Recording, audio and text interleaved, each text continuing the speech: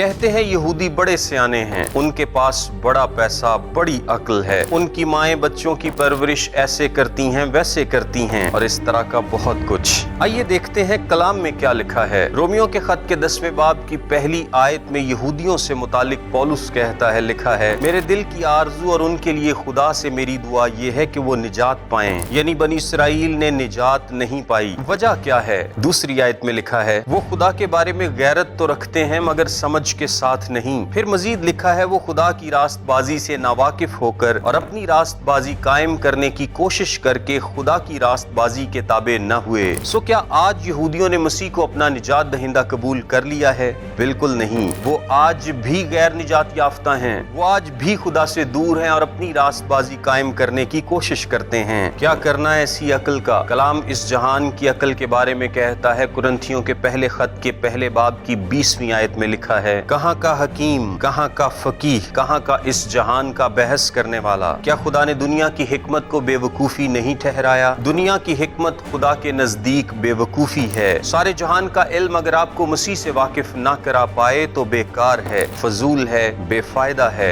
खुदा दुनिया के हकीमों को शर्मिंदा करता और बेवजूदों और कमजोरों को चुनता है। यहूदी दुनियावी तौर पर अक्लमंद तो हैं लेकिन निजात याफ्ता नहीं हैं। यीशु को रद्द करके कोई निजात नहीं पा सकता, चाहे वो यहूदी हो या कोई और। यहूदियों के लिए पौलुस की तरह यही दुआ की जा सकती है कि वो निजात पाएं। कल की वीडियो में हम ये देखेंगे कि क्या वो निजात पाएंगे भी या नहीं।